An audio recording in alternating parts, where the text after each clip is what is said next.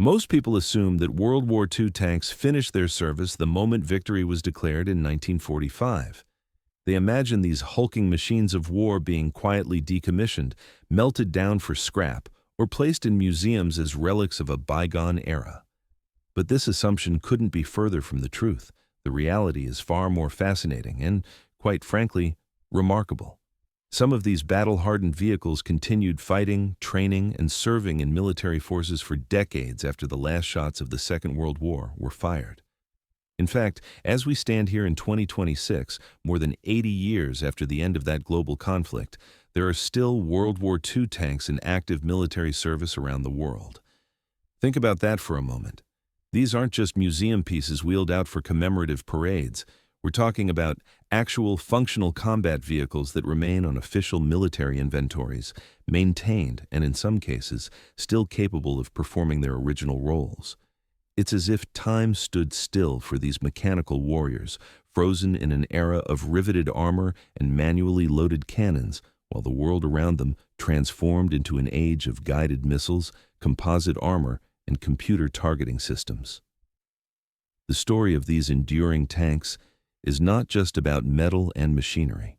It's a tale that spans continents and decades, encompassing the economic realities of developing nations, the practical necessities of military forces with limited budgets, and sometimes simply the remarkable durability of well-engineered equipment. From the jungles of Southeast Asia to the deserts of the Middle East, from the mountains of South America to the plains of Eastern Europe, World War II tanks have seen action in conflicts that their original designers could never have imagined.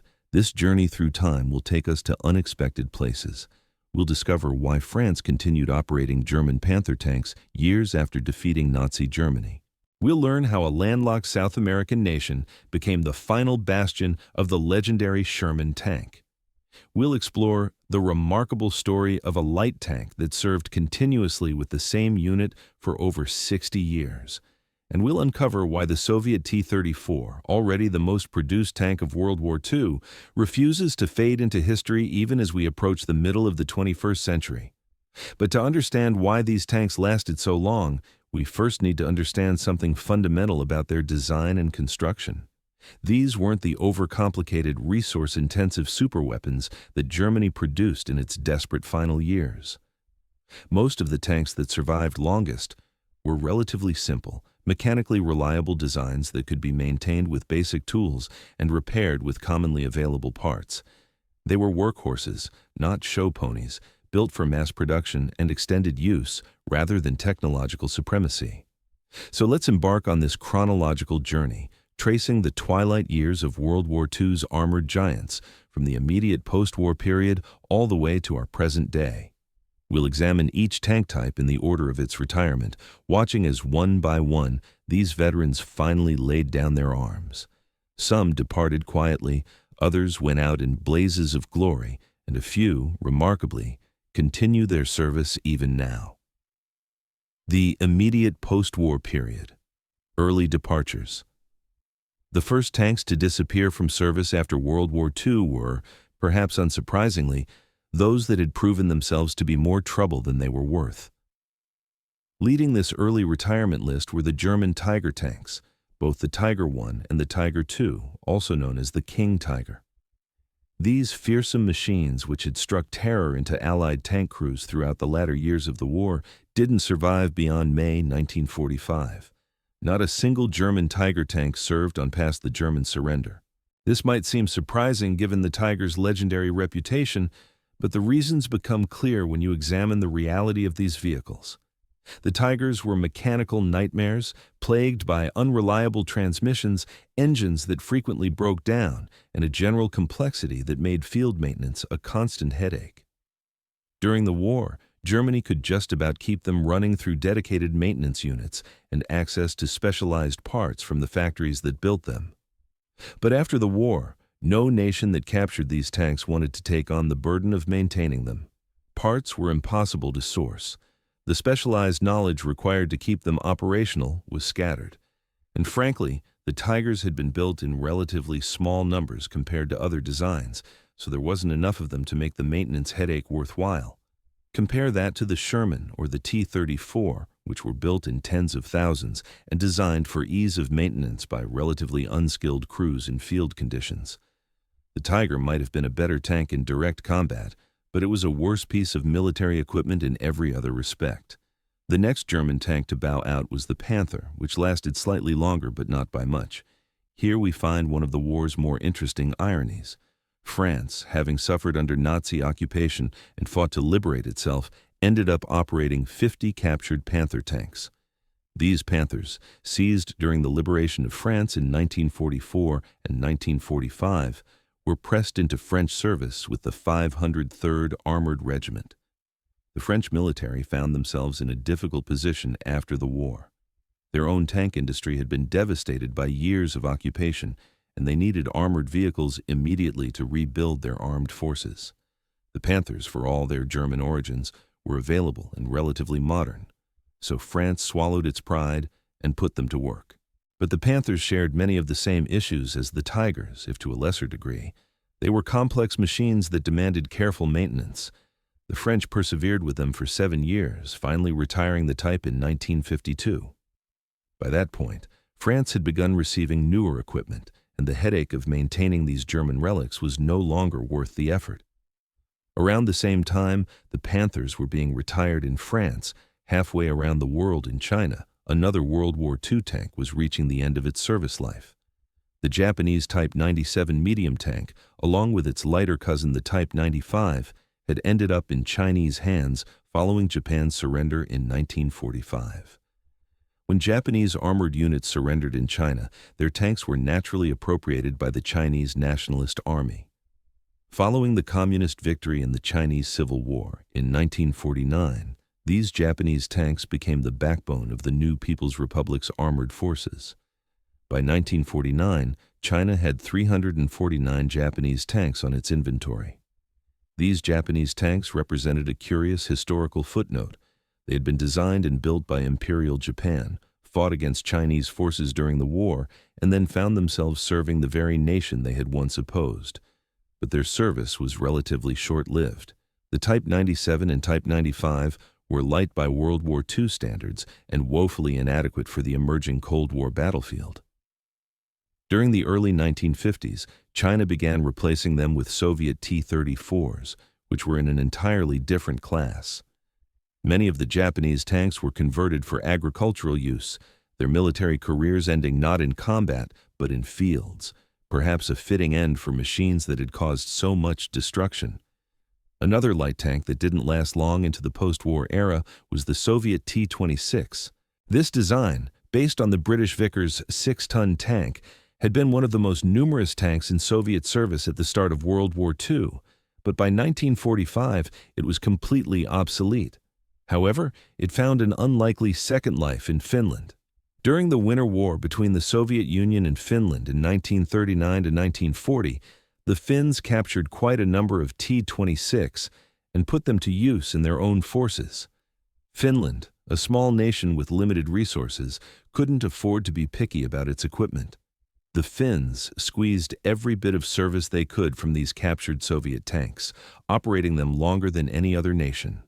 The last examples remained in Finnish service until 1961, by which point they were being used as static pillboxes rather than mobile fighting vehicles. Imagine being a young Finnish soldier in 1961, manning a tank that had been built in the 1930s, captured in 1940, and was now serving as a glorified bunker. These T-26s had witnessed the entire span of World War II and the first decade and a half of the Cold War, technological eras that might as well have been different centuries given the pace of military advancement.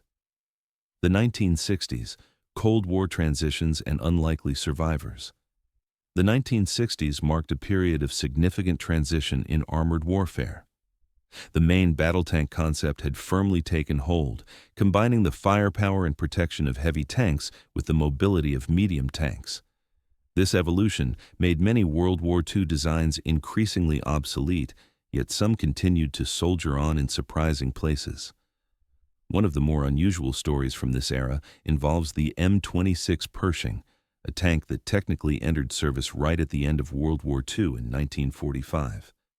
The Pershing represented America's answer to the German Tigers and Panthers, mounting a powerful 90mm gun on a well-armored chassis. It was brand new when the war ended, so you might expect it to have enjoyed a long service life. Instead, it was quickly superseded by newer American designs.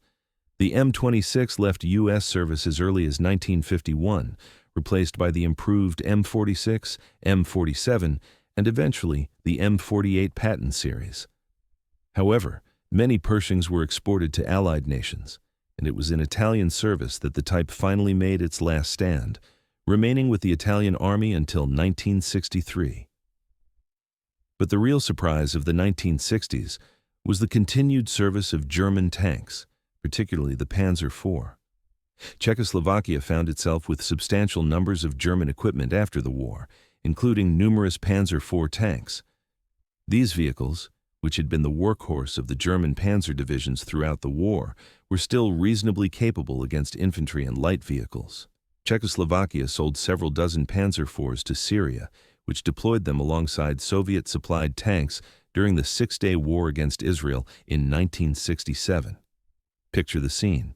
It's June 1967, and a Panzer IV, a design that first saw combat in 1939, is facing off against Israeli Centurion tanks and Super Sherman upgrades.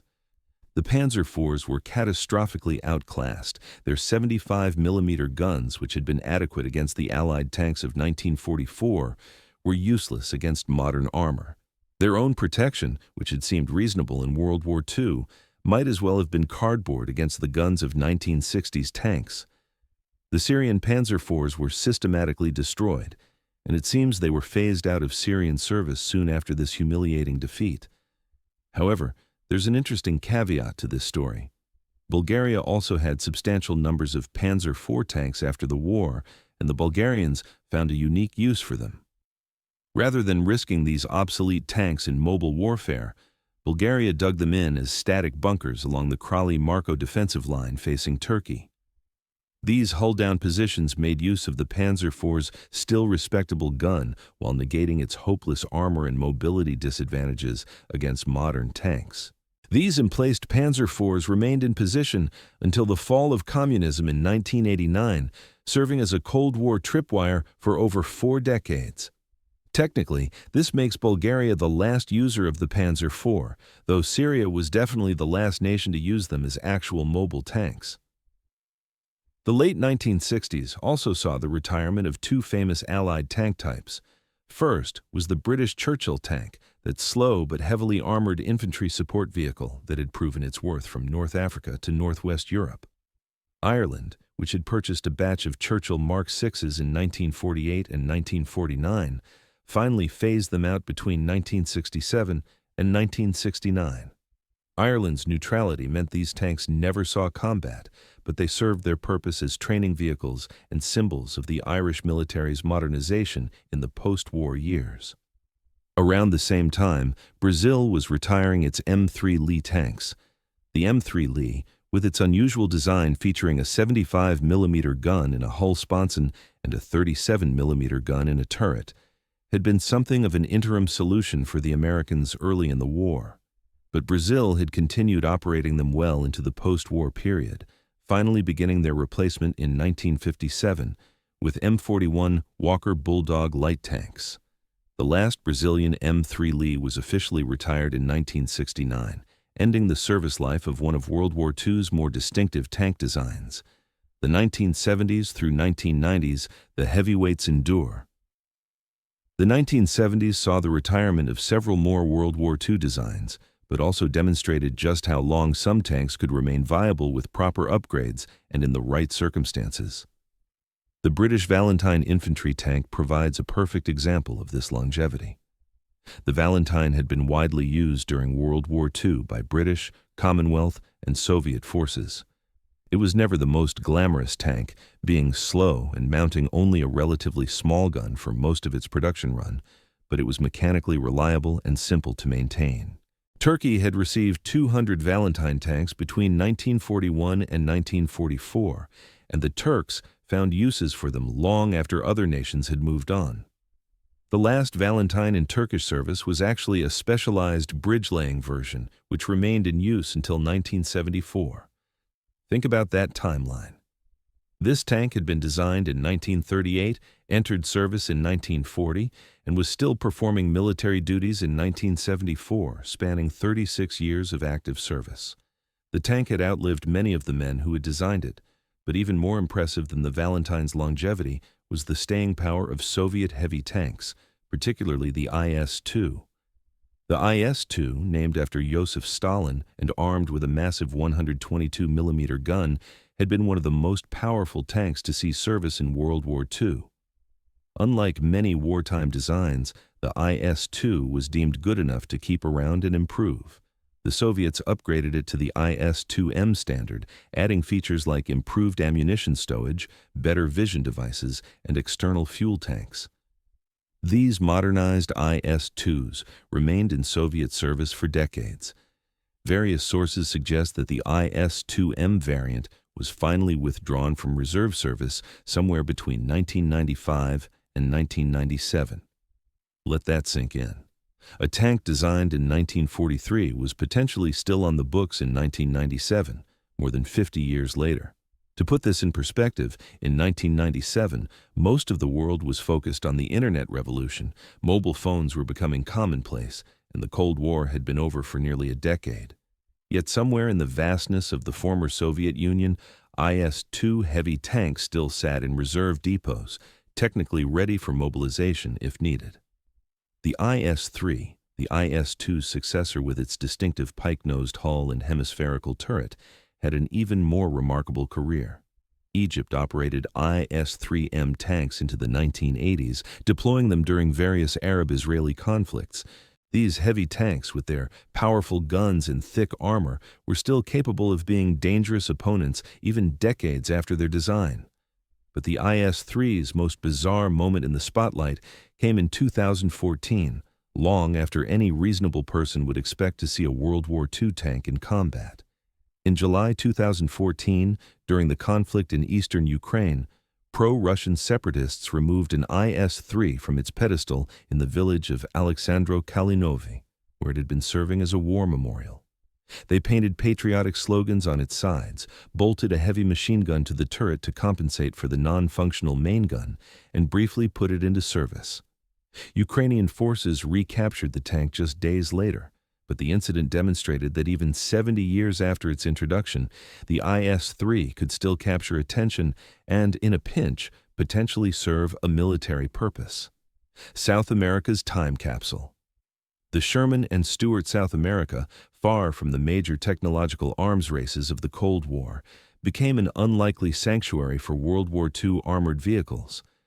Limited military budgets, relatively low-threat environments, and the simple durability of certain designs meant that tanks, which would have been scrapped or mothballed elsewhere, continued in active service.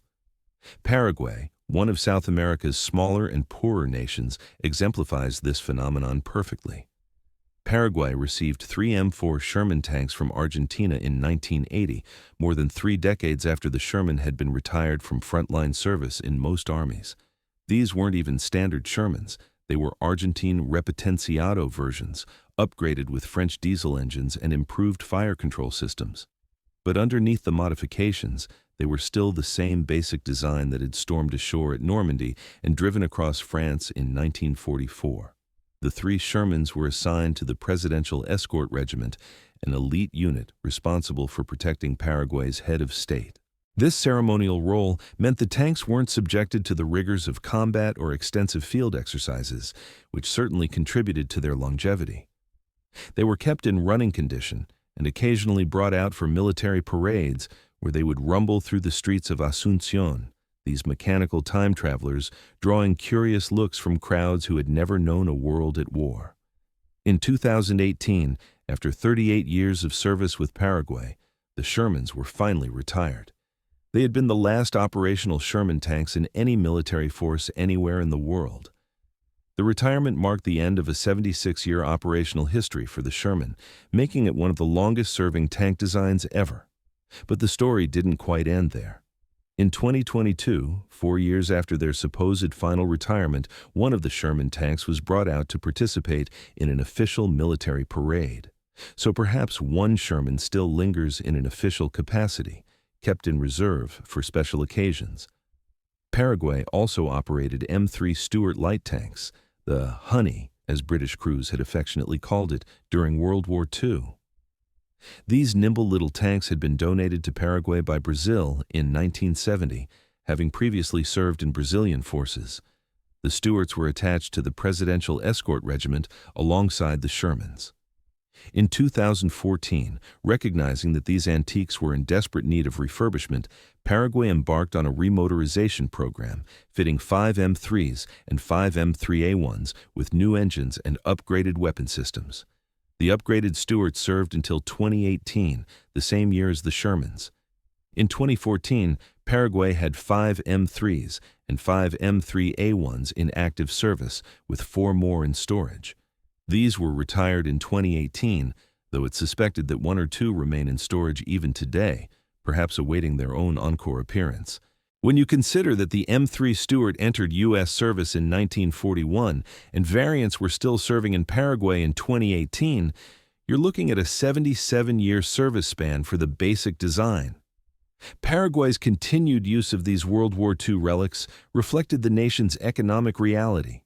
Buying modern tanks would have cost tens of millions of dollars that Paraguay simply didn't have. Meanwhile, the Shermans and Stuarts, for all their antiquity, were perfectly adequate for the ceremonial duties and light security tasks they were assigned. They ran, they looked impressive in parades, and they could still intimidate if necessary.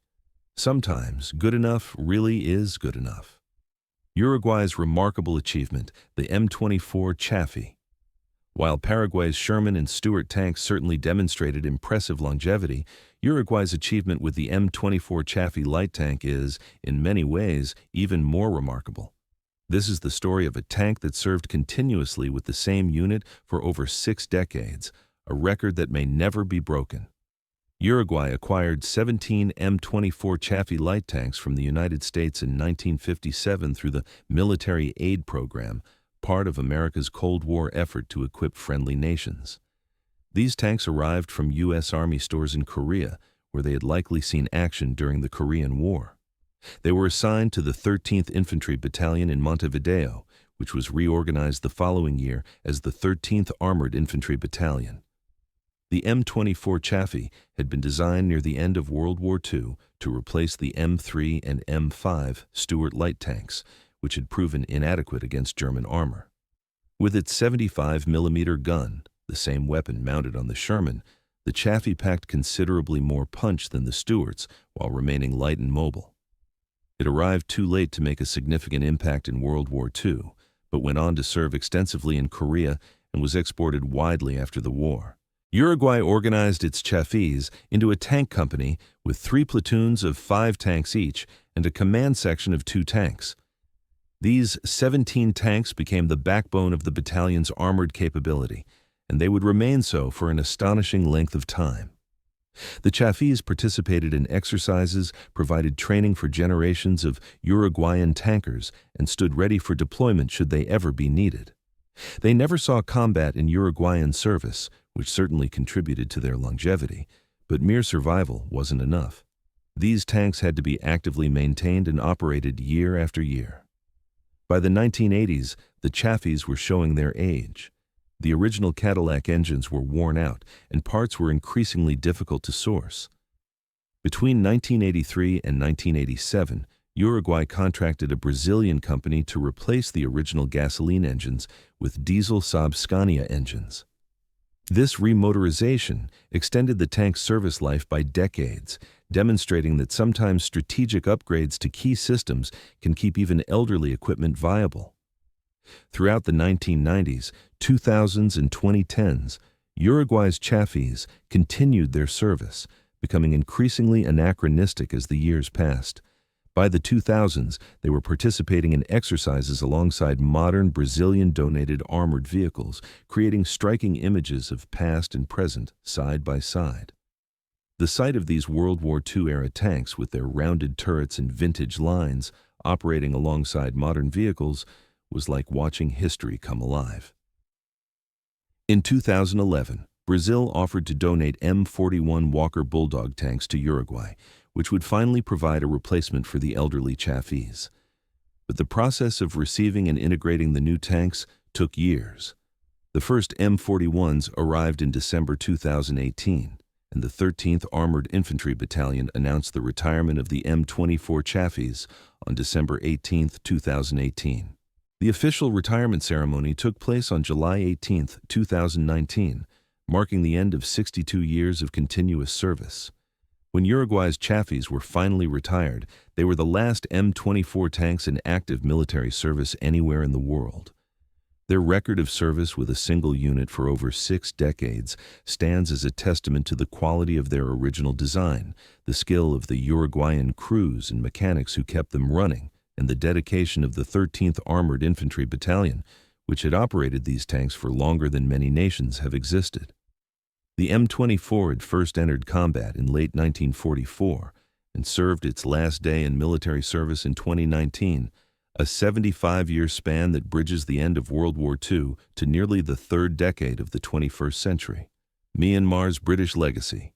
The Comet's final chapter. While South American nations were writing the final chapters of American tank designs, on the other side of the world, Myanmar, formerly known as Burma, was quietly operating British tanks that had been cutting-edge technology when World War II ended. The British Comet cruiser tank represented the culmination of British tank development during the war, arriving too late to see extensive combat, but incorporating lessons learned from years of armored warfare. The Comet was fast, well-armed with a 77mm high-velocity gun and featured the excellent Rolls-Royce Meteor engine. When it entered service in late 1944, it was arguably the best British tank of the war, superior in many ways to the Sherman tanks that equipped most British armored units. Its advanced design meant it remained viable well into the post-war period, seeing combat in Korea and remaining in British service until 1958. Myanmar, which gained independence from Britain in 1948, found itself inheriting a substantial amount of British military equipment. In 1952, Myanmar formally acquired 25 Comet tanks from the United Kingdom to form the armored element of its military forces. These tanks represented a significant capability for the newly independent nation, providing modern armored firepower during a time when Myanmar was dealing with various internal insurgencies and the challenges of nation building. For decades, Myanmar's Comet served in relative obscurity, far from international attention. The tanks were used for internal security operations and as symbols of military power during national celebrations. Unlike the South American nations that maintained their World War II tanks through economic necessity, Myanmar kept its Comets partly because they simply worked, and partly because the military equipment market in Southeast Asia during the Cold War was complex and often restricted by international politics. The Comets made their most prominent appearance in recent years during Myanmar's Armed Forces Day parade on March 27, 2021. International observers were surprised to see these World War II-era tanks rolling through the capital of Naypyidaw in apparently pristine condition. Alongside the Comets were other British vehicles, including Bren gun carriers, Humber armored cars, Dingo scout cars, and post-war Ferret scout cars, creating what observers described as a treasure of British military heritage. This 2021 parade represents the last confirmed public appearance of Myanmar's Comets, making 2021 the effective retirement date for this tank design, 77 years after it first entered service. Myanmar had become the final operator of the Comet, outlasting even South Africa, which had used them until the 1980s.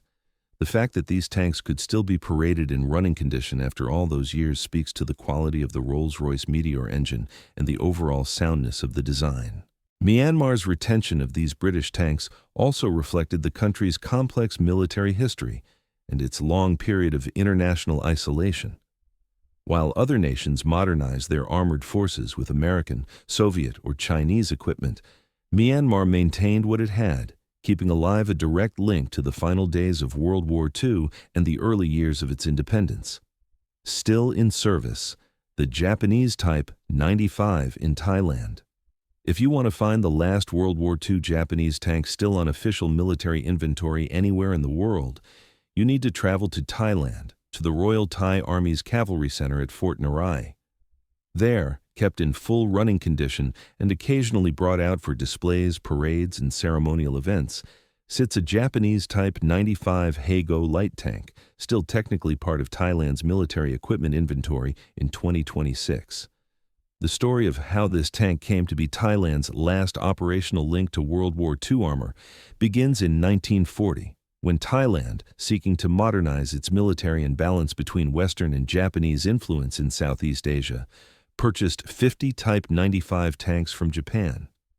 The Type 95 was Japan's most widely produced tank of World War II, with about 2,300 built. It was a light tank, lightly armored by even World War II standards, but relatively fast and mechanically reliable. Thailand, which initially tried to maintain neutrality during World War II but was eventually forced into an uneasy alliance with Japan, used these tanks in various operations, including fighting against Chinese forces in border regions. After the war ended and Thailand was able to reassert its independence, the Type 95 tanks remained in service. For a time after World War II, they were the only tanks in Thailand's inventory, continuing to serve in training and security roles through the late 1950s and early 1960s. By the 1960s, Thailand had acquired more modern equipment, and most of the Type 90s were retired from active service. 7 of them were preserved as monuments at various military installations across Thailand, some receiving historically inaccurate paint schemes, including one bizarre example that was painted in modern digital camouflage because a new base commander liked the pattern. But one Type 95 was kept in active condition, maintained at the Cavalry Center. This particular tank is special for several reasons. It's one of only 2 Type 95 Heigo tanks in the world that are still in running condition, and it's the only one that retains all of its original equipment and fittings. The Thai Army takes pride in this unique piece of military heritage, occasionally running it for displays and ceremonial occasions. What makes this even more remarkable is that this tank is the last World War II Japanese-made tank still on official inventory in any of the world's armies. While other nations maintain Japanese tanks in museums or as static displays, Thailand's Type 95 remains an active part of the military's equipment roster, available for official functions. It's a living piece of history, connecting present-day Thailand to both World War II and the country's complex relationship with Japan during that period. The Type 95 was never an impressive tank by World War II standards. Its 37mm gun and thin armor made it vulnerable to almost any anti-tank weapon, and it struggled against Allied tanks even in the early part of the war. But its mechanical simplicity, which made it easy to maintain and repair, has proven to be its greatest asset. While more advanced Japanese tanks rusted away or were scrapped decades ago, this humble light tank continues to run, a testament to straightforward engineering and careful preservation. As we stand in 2026, 86 years after this particular tank was built, the fact that it can still be started up and driven under its own power is nothing short of extraordinary.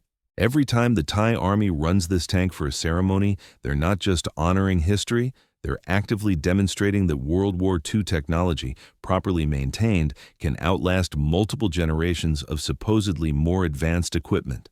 The undying legend, the T-34, refuses to fade. If there's one tank from World War II that seems determined never to retire, it's the Soviet T-34.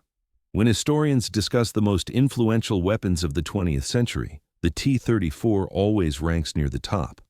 It combined sloped armor, a powerful gun, good mobility, and crucially ease of production and maintenance in a way that no other tank had managed before. The Germans were shocked by it when they first encountered T-34s during Operation Barbarossa in 1941, and it remained a formidable opponent throughout the war. More than 84,000 T-34s and T-34s 85s were produced between 1940 and 1958, making it the second most produced tank of all time, only surpassed by its own successor, the T-54/55 series.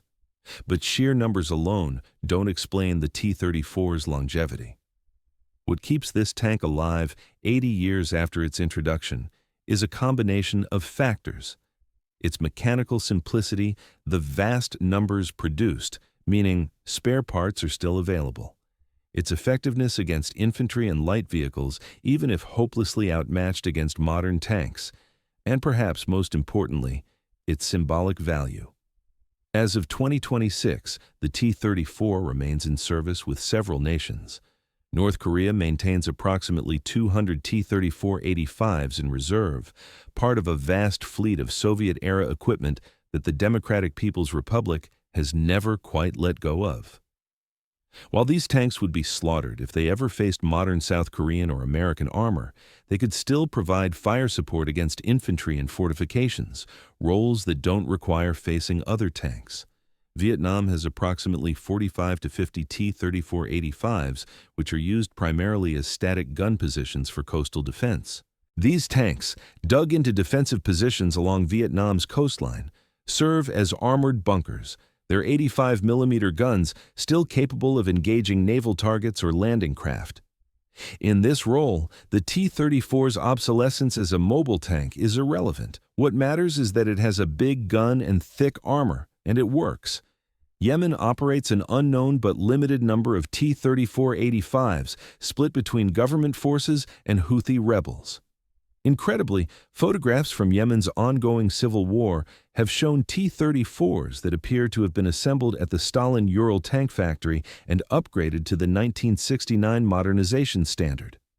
These tanks, built during World War II or shortly after, upgraded in the 1960s, and now fighting in a 21st century conflict, have lived through the entire span of the Cold War, the War on Terror, and into our current era.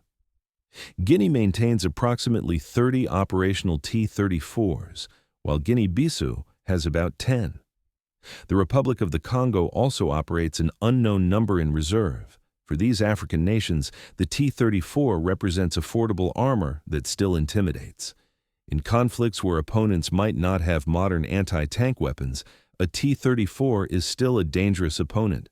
Its cannon can destroy buildings, bunkers, and light vehicles. Its armor can resist small arms fire and shell fragments. For internal security operations or conflicts against insurgents, these capabilities are often sufficient. The T-34 has also appeared in conflicts where you might not expect it. During the Yugoslav wars of the 1990s, T-34s saw action. In the 2014 conflict in eastern Ukraine, both sides dragged T-34 monuments off their pedestals and attempted to put them into service, echoing the IS-3 incident. These weren't desperation measures, but rather pragmatic decisions to use available resources. If you have a T-34 that runs and your opponent lacks anti-tank weapons, why not use it? Russia itself maintains a fleet of T-34s, primarily for ceremonial purposes and historical displays. The annual Victory Day parade on May 9th in Moscow traditionally features T-34s, usually just one in recent years, leading the parade as a symbol of the Soviet Union's victory in what they call the Great Patriotic War. In 2019, Russia purchased 30 T-34-85s from Laos, overhauled them, and restored them to their original appearance for historical displays and films. The T-34's story is reminiscent of another piece of military equipment that refuses to retire, the Boeing B-52 Stratofortress bomber. The B-52 first flew in 1952 and is expected to remain in U.S. Air Force service until 2050, a 98-year service span. Both the B-52 and the T-34 share certain qualities. They're simple, reliable, easy to maintain, and good enough at their basic mission that upgrading makes more sense than replacing. Both were built in large numbers, ensuring spare parts availability, and both have become symbols, carrying historical and cultural weight beyond their mere military utility. It seems very likely that if someone updates this video in 2036, a decade from now, somewhere in the world, someone will still be using T-34s. Whether as coastal defense guns, parade vehicles, training aids, or even, in some unfortunate corner of the world, as actual combat vehicles, the T-34 will probably still be around. Like the B-52, it may never truly die, instead just slowly transitioning from active weapon to historical artifact to immortal symbol, all while remaining technically capable of its original function. Why these tanks lasted so long. The remarkable longevity of World War II tanks isn't just a curiosity, it reflects important realities about military equipment, economics, and how nations make defense decisions. Several factors explain why tanks designed 80 years ago can still be found in service today. First and foremost is economics. Modern main battle tanks are extraordinarily expensive. A new M1 Abrams costs approximately $9 million.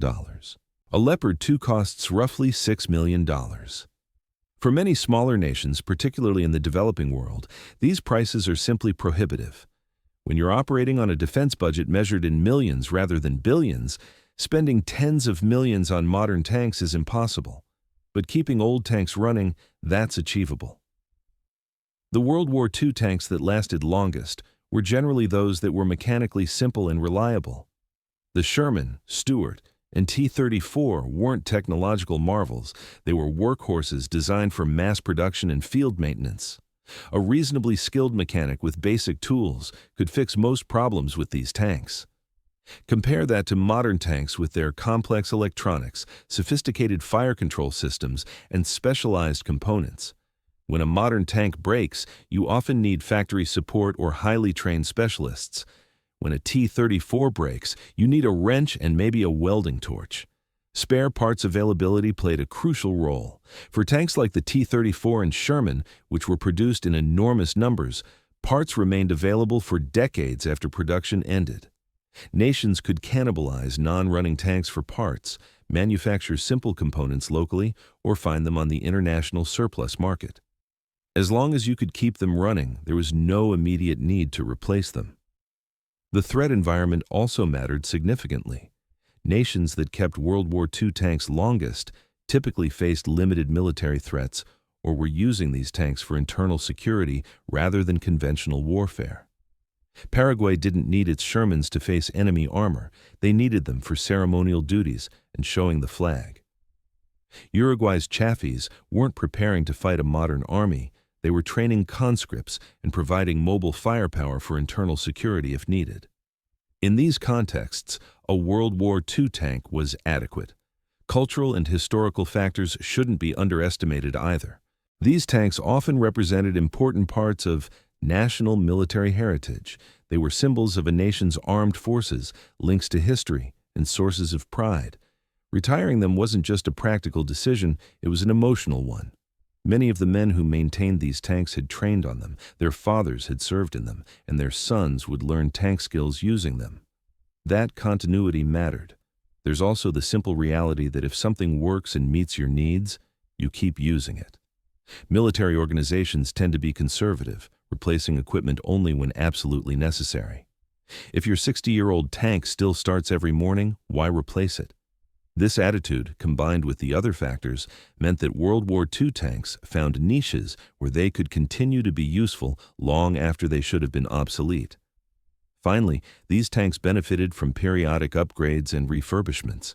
Uruguay's engine replacements in the 1980s, the various modernization programs for T-34s, Paraguay's remotorization efforts, all of these extended service life by addressing specific shortcomings while keeping the basic platform intact. Sometimes you don't need a new tank, you just need a new engine or updated weapons. The result of all these factors is the remarkable situation we've documented in this video. World War II tanks, designed for a conflict that ended in 1945, serving nations and needs that their designers never anticipated, continuing to function in an era of guided missiles, satellite communications, and drone warfare. They're anachronisms, certainly, but functional anachronisms, and that makes all the difference. The future of World War II. Tanks. As we look ahead from 2026, what's the future for these mechanical time travelers? Will we still see World War II tanks in service in 2036 or even 2046? The answer is almost certainly yes, though their roles will continue to evolve. The T-34 seems virtually immortal at this point. With hundreds still in service or reserve status across multiple nations, and with their simple design making long-term maintenance feasible, T-34s will likely still be found somewhere in the world for decades to come. They may transition increasingly toward static roles, coastal defense guns, and ceremonial duties, but they'll be around. North Korea alone has enough T-34s in storage that they could be finding uses for them well into the 2040s or beyond. The Type 95 in Thailand will probably continue its ceremonial role for as long as it can be maintained. As the only World War II Japanese tank still on active inventory, it has special historical significance that argues for continued preservation in running condition. Thailand takes pride in this unique piece of military heritage, and as long as spare parts can be manufactured or sourced, there's no reason to retire it. Other tanks have likely reached their true endpoints. The Comet, Sherman, Stuart, and Chaffee have all completed their service lives. While individual examples may occasionally be restored to running condition by museums or private collectors, they won't return to military service. Their time has passed. What we're witnessing is a gradual transition from military service to historical preservation, but it's a longer and more complex transition than anyone expected. These tanks aren't making a clean break from weapon to museum piece. Instead, they're slowly shifting roles within military organizations, from combat vehicles to training aids, to parade vehicles to symbols, all while technically remaining on active inventory. This extended twilight reflects the unique nature of tanks as military equipment. Unlike aircraft, which require specialized facilities and extensive support equipment, tanks can sit in a depot for years and still be started up again with some basic maintenance. Unlike ships, they don't corrode away in the weather. Unlike small arms, they're significant enough that militaries track them carefully and don't just lose track of them in storage. Tanks occupy a middle ground where long-term storage is feasible, but the equipment remains impressive and useful. The story of World War II tanks in service into the 21st century is ultimately a story about the intersection of military necessity, economic reality, engineering quality, and human attachment to physical symbols.